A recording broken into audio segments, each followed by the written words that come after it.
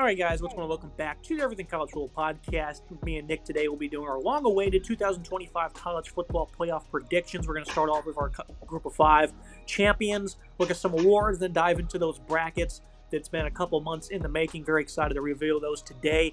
Getting things started, though, in the American, I think this is a wide-open conference. I'm going to go with UTSA to win it, though. I think this offense, they're getting back, 10 starters led by Owen McGowan. He really led this offense late in the year to some pretty significant production.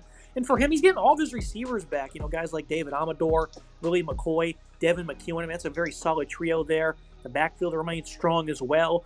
Veteran offensive line. UTSA last year had a phenomenal defense. They're only going to get a couple starters back, unfortunately, on that side of the ball. But I think they're going to do well enough to, still be able to run the table in this conference. Obviously, the schedule is going to be difficult. Nick, I know you have USF, which is a pretty good pick. Brian Brown, he's going to be fully healthy this year. It's a very strong run game. The Alex Gaulish and the Bulls field, and I think it's probably about time for them to take that next step. They've certainly shown competitiveness against teams like Alabama in the past, so tougher competition hasn't always fazed them. So I think that this is going to be a competitive American Conference. I had Tulane last year. I thought they would go to the CFP as well, and they got close there at the end. They're the favorites, actually, and I just don't see that. With all the controversy at quarterback they might have, all the losing playmakers on offense, the defense is not going to be as solid. I think Tulane is probably going to be a bit of a wash there. It's always a toss-up when it comes to Navy and Army, but these teams typically figure them out, especially late in the year, even though Blake Horvath is coming back for Navy. And I think Memphis, with all the departing starters on both sides of the ball for them, I wouldn't consider them as legit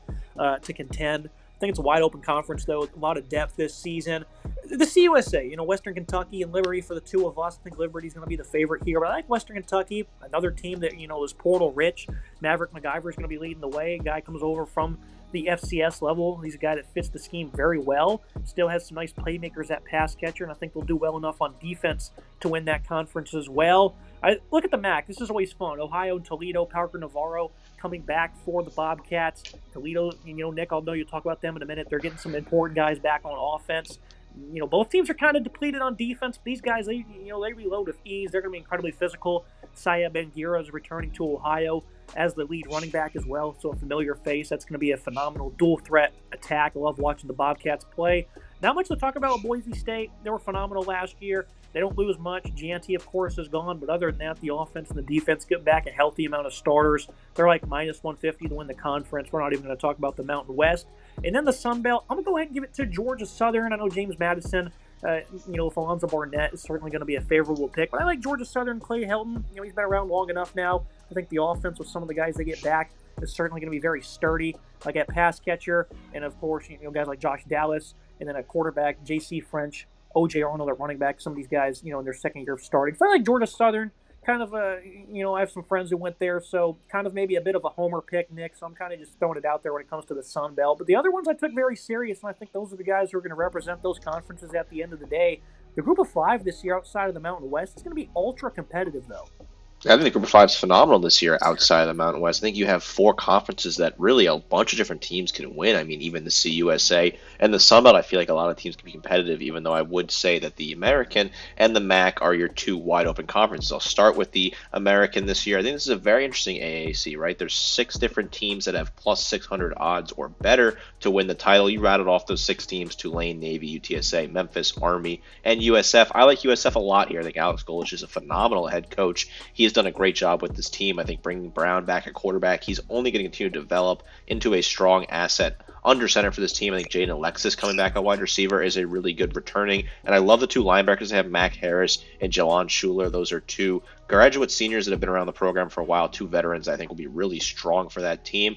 Navy getting Blake Horvath back, obviously a team you want to keep an eye on. Horvath is a phenomenal quarterback, a great leader, and no doubt one of the more inspirational leaders in the country, considering what he's going to do serving his country when he's done playing football. A phenomenal athlete. I think Navy certainly has a good shot, but you're taking a chance with the Service Academy. They're always tough to kind of roll the dice on in the preseason, in my opinion. I just don't know if I love making a move like that.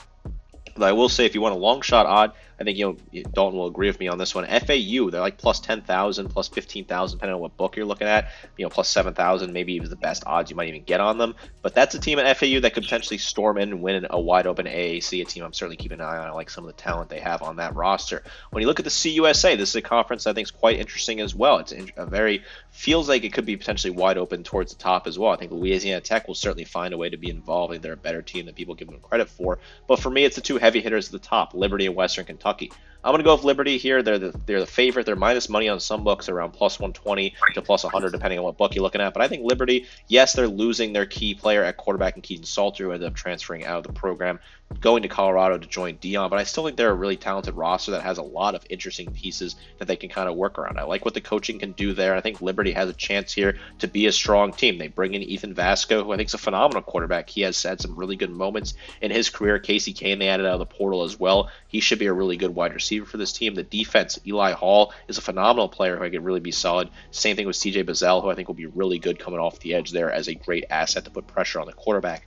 I like what Liberty can do. Toledo, I'm high on this Rockets team. This is a Toledo Rockets team that I think has a lot of very interesting things going forward for them in the MAC. The MAC feels like it could be a really interesting, conference when things are all said and done. Tucker Gleason at quarterback, I think, should be really good for this team. They've made some interesting moves. The O-line, I think, will be really strong for this Toledo team. I like what they have at running back as well. The defense returns a lot of different assets in that 3-3-5 that should be really strong. The MAC is a very intriguing conference, of course. I think it feels like anyone can win the MAC in any given season. Toledo, Ohio, your top two favorites there. I think the Rockets get the job done when it's all said and done. The Mountain West, Boise State should steamroll through this conference. UNLV might be the best shot to give them a run for their money, but I still don't know if UNLV has enough talent to get the job done. Maybe San Jose State if you're feeling like a different outsider. I love what Boise State has, just a talented roster. Even without Chanty, I think they're just going to really run away with this one and be a strong team. I love what JMU has here. I think JMU and their head coach is a really good fit overall. There were some growing pains at times last year, but in general, I think they're a team that's really trending in the right direction in the Sun Belt, and they find themselves in a very good position. Overall, I like what they have on the roster. I like what they have under center. They're going to have an interesting quarterback battle with Matthew Suka and Caden Coleman battling it out there. But I like what they have in Bob Chesney as a head coach. He's a phenomenal coach who really got the job done at the FCS level at various schools. A revamped passing attack with a really deep wide receiver room full of different transfers. A defense that added some really good pieces in the secondary on the defensive line as well. I think JMU can be one of the best group of five teams in the country and potentially rival for that spot in the playoff. The schedule plays out pretty well for them to do so this year. I think that's another big key thing here is when you're looking at your team that could potentially go to the playoff, it's got to be a team that has a decent schedule, including some non-conference games that could potentially find a way to get involved there. They travel to Louisville. That will be a tough game, but they play that Liberty team that I talked about earlier on the road. That would be a big marquee win for JMU if they can get that win. The conference schedule, I think, plays up pretty well for them as well. Louisiana is a very interesting pick as well. Texas State could get some love from some people, as could South Alabama, but all those teams lost a lot in the offseason. Southern Miss, of course, with their new head coach and bringing in their entire roster, essentially from Marshall and a bunch of other pieces out of the portal. Southern Miss could be an interesting long shot odds as well. But I'm rocking with the Dukes here. I like what JMU has, and I think I feel really confident with these five picks. A very intriguing year in the G5 for me. Yeah, some additional notes. Toledo, this is a team that also returns one of the top receivers in the country in Junior Vander Ross. They also added Trayvon Rudolph from NIU, who used to be pretty productive for them. And FAU, like you alluded to them, I love Zach Kitley. I think he's an offensive genius. They also brought in veterans Caden Veltkamp and Easton Mezer from Western Kentucky to be perfect scheme fits. This team's really going to be impressed this year, certainly being undervalued. The veteran leadership can take them really far. So again, I think it's going to be a very competitive year in the group of five, and I certainly like the predictions we came up with. These are always very dicey until, those final games are even played. So that's going to be it for that part of the presentation. We're going to go ahead and dive into some of the, Power Four. Obviously anybody in the nation can win these awards, but these are the big dogs here. Heisman Trophy, these two quarterbacks, Garrett Nussmeier, Cade Klubnik, they're going to throw down in just a couple of weeks in week one. LSU and Clemson, those are the two guys we're going to go with. I think Des Reed's going to be a phenomenal dual threat back for Pitt this season. Clear cut obvious for the Blitnikoff, Jeremiah Smith. John Mackey Award this year, there's no clear guy like a Tyler Warren, right? And I think Justin Jolly at NC State is going to be a pass-heavy approach with C.J. Bailey at the helm this year. Luke Hazen from Ole Miss. That's interesting because, he's got a battle with Daquan Wright as well. So if Hazen can put up, significant numbers like that, they could certainly maybe run the table in the SEC.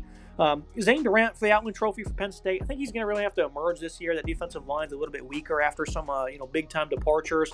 Penn State's always incredibly talented, of course, but he's really going to have to be the alpha. Jake Slaughter, I think he's probably the top center in the country for Florida. It's a phenomenal offensive line for the Gators. He's been pressed for a couple of years now. Now he's going to be able to do it on a mainstream situation as Florida's really, obviously going to be in contention for the conference with 8 to 10 wins potentially. TJ Parker, Peter Woods, both getting mentions from us to take home some hardware. I think the Mandark Award. Parker, he's just too good in the ACC. He's going to light up the stat sheet. That's a team, obviously, we think is going to run the table in the ACC. Anthony Hill at the Butkus for me at Texas. I know it was kind of an obvious, and I think Nick probably would have agreed as well, but he wanted to be a little different. That's why he went with Deontay Lawson, a veteran for Alabama. I think he's going to be a complete stud for them. Caleb Downs, the Jim Thorpe, pretty obvious choice there. And then Jed Fish, I think Coach of the Year. I think Washington's going to have a heck of a season. 9 to 10 wins. They're going to be a big sleeper in the Big Ten. And Nick went with James Franklin. I'll let you explain these, Nick. I kind of like our selections. I know these are always interesting and fun to do. And usually by the end of the year, we end up being completely wrong. But a lot of these end up being right on the nose. Which ones are you most confident in?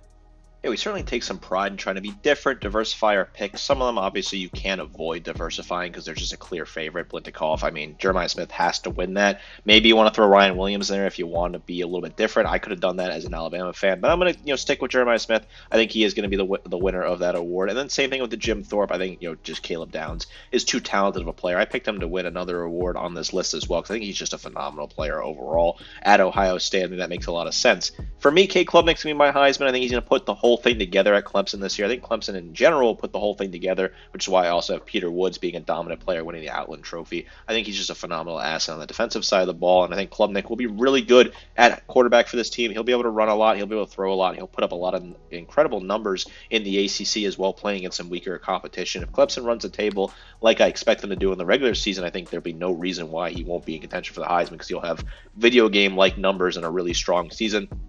I think Brown at Louisville, the back there, I like what he can do. I think he's going to be a really strong, younger back, should have a really big season this year for the Cardinals. I think that's an offense. They're going to run the ball a lot more than I think people expect them to, and they'll put up a lot of numbers on the ground as well, in addition to through the air. That should be a very high-flying offense. Again, in a weak ACC, which I think benefits a player like that who's trying to put up some individual stats. I like Luke Hazen at Ole Miss for the John Mackey. I think he's a really interesting tight end a forgotten ad out of the portal, a guy that's put up some productive numbers at previous stops.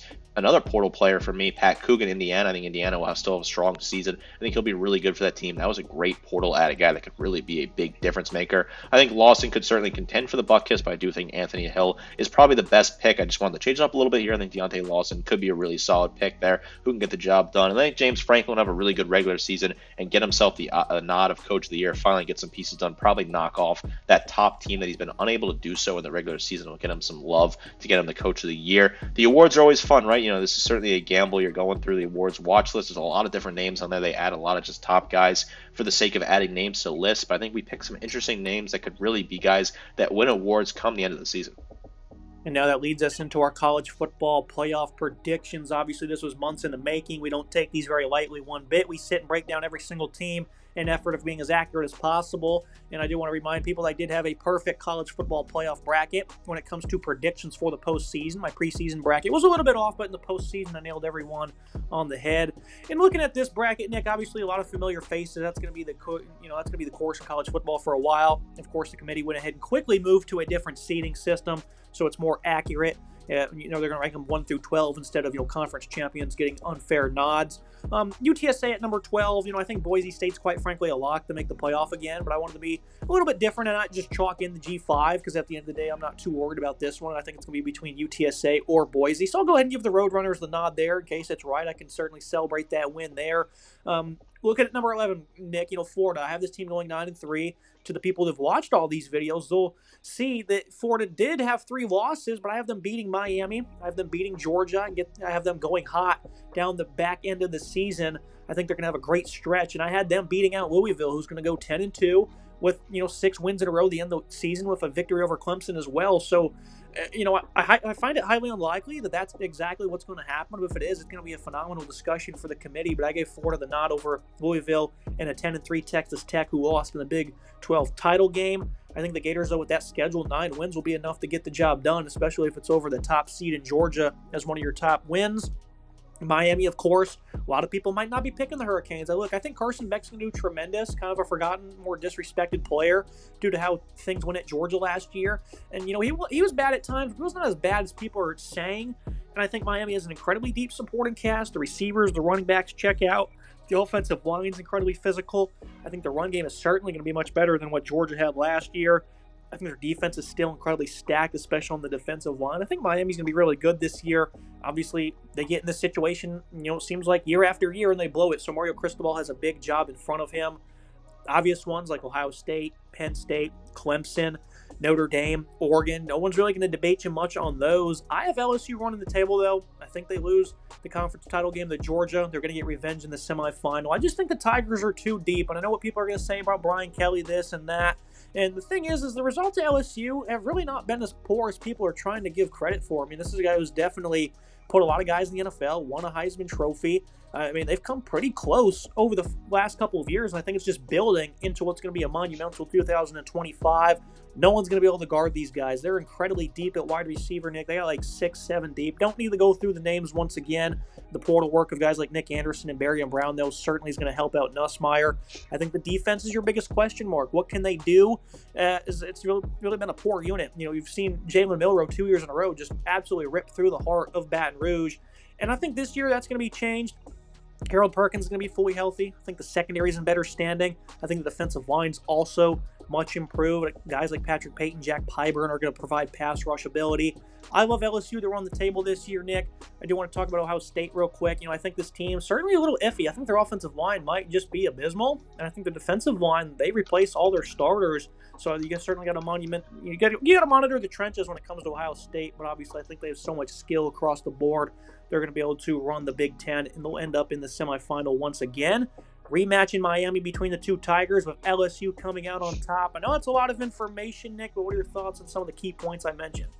Yeah, I like some of the points you've made here. I think, our bracket differs a little bit. We have 4 different teams. We'll see the 4 different teams that I picked in the bracket. I do want to make sure everyone knows that, yes, Dalton had a great bracket in the postseason, but my preseason bracket had more correct teams than his did. Just want to make sure I get my flowers there. But this bracket does, play out pretty well, right? I think this makes a lot of sense here. I think Miami is getting a lot of hate. I don't personally have them in the playoff, but I could certainly see them getting in. I think Carson Beck will have a very strong season and be really good for that team. I think Clemson certainly puts themselves in a good position. I think LSU, if they get themselves in the big dance, they put themselves in a good position. I think Georgia certainly has the roster to be the best team in the SEC as well.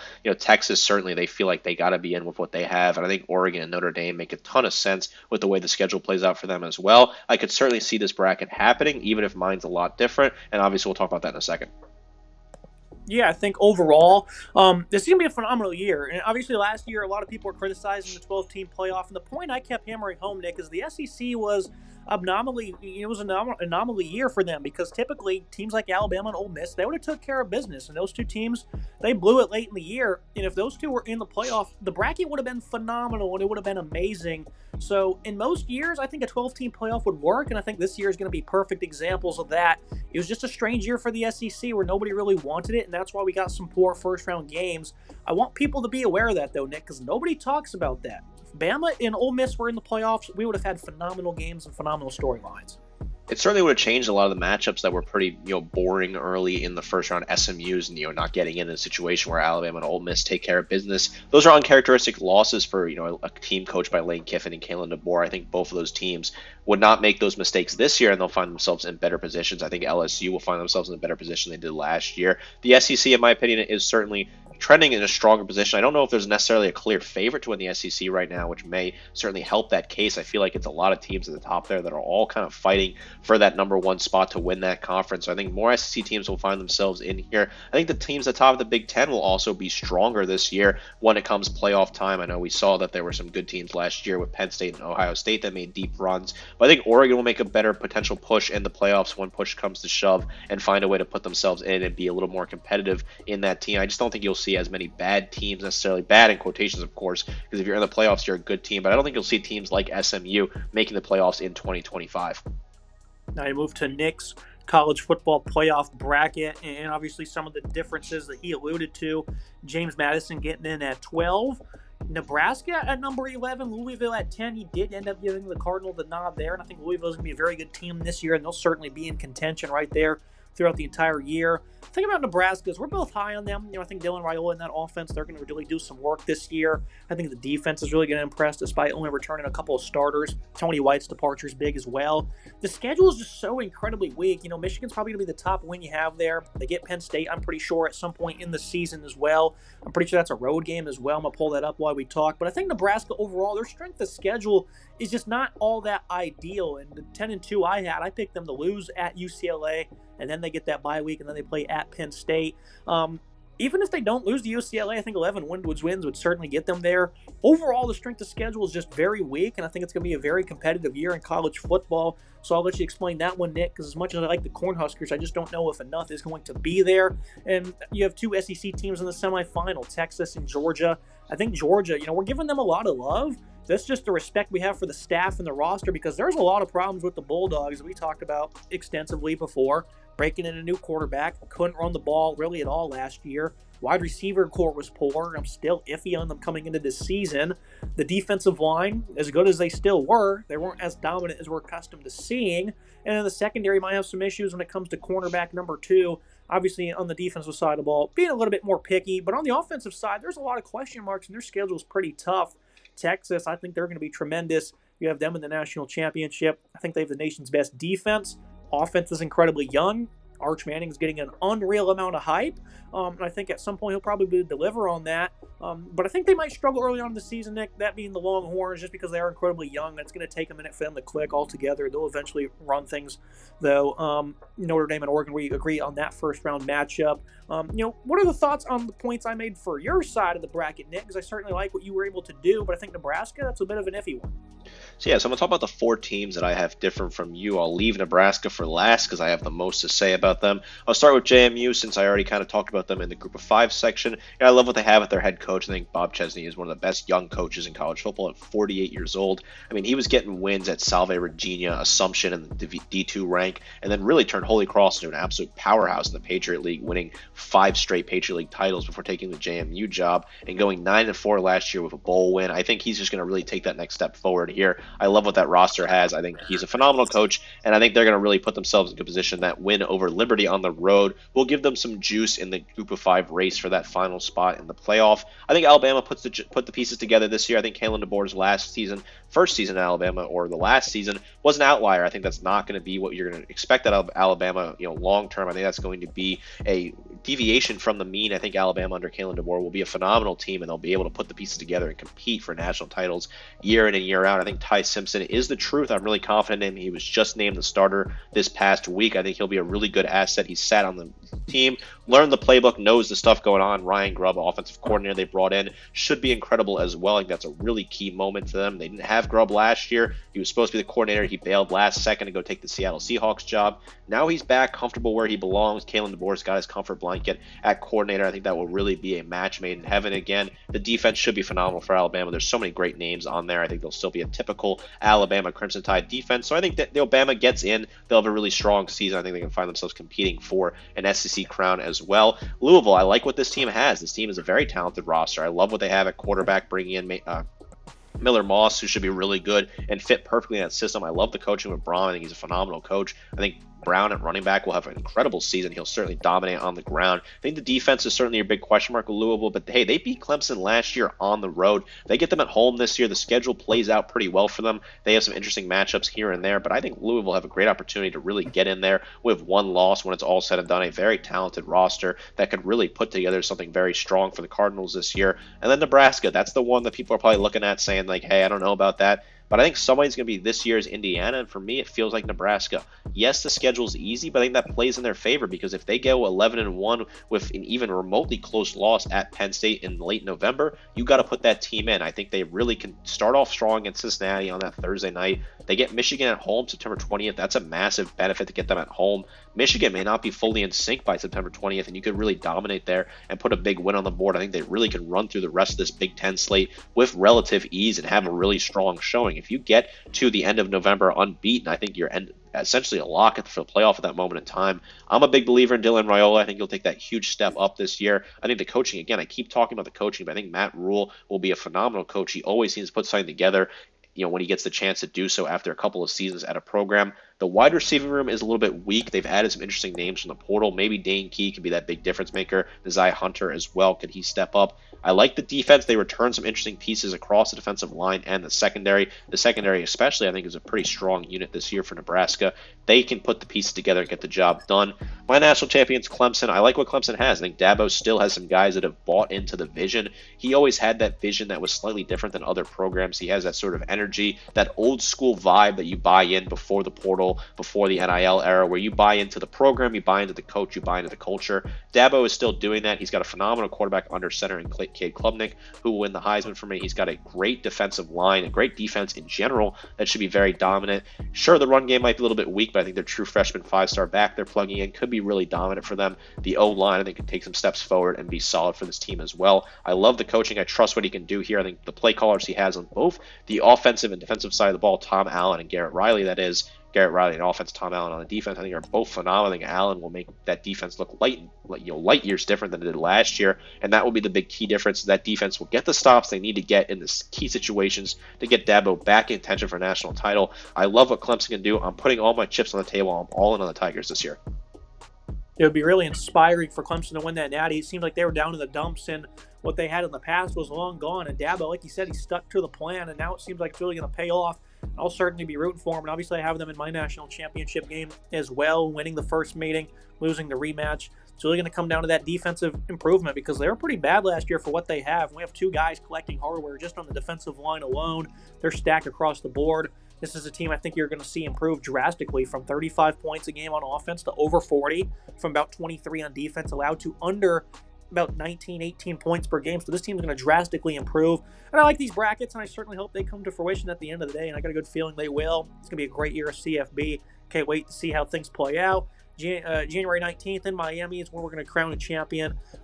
Let's just slow down a little bit, Nick. Let's just enjoy this season, not get too ahead of ourselves, because it's going to fly by fast. It's going to be plenty of excitement, a lot of WTF moments for sure in college football. And I think the parity people talk about, I think we're going to see it this year, and that's certainly evident with some of the selections we have for our bracket. So this will be incredibly fun. It's been a great off season. We're ready to get things going, Nick, and finally get to the gridiron. Yeah, I love what we have here. I think both our brackets are really strong. I think this offseason has had some ups and downs, some crazy moments, some last-minute transfers due to NIL, some coach firings late in the cycle, a bunch of different things here and there, a lot of different teams that want to go compete for that net top crown. At the end of the day, I think there's 7 to 8 real contenders, and we have all those teams in our brackets one way or another here. I like the top teams at the top of the list here. I think this is a very fun year for college football. I think we learned a lot from last year's 12-team bracket. We're going to learn a lot more this year. I think you're right with the straight seeding will make things a little bit easier, a little less messy here. I think the bracket will play itself a lot better this year. I'm excited. I think the season's going to be great. It kicks off with week 0 coming very shortly. Of course, we'll have tons of content related to week 0 coming up over the next couple of days or so to get you guys prepared for that. Great matchups during week 0, and then tons of great matchups on Thursday, Friday, and then Saturday, Sunday, and into Monday for Labor Day weekend to kick off what should be a phenomenal 2025 season. That's it for today's episode. Make sure you guys like, comment, subscribe. See you next time.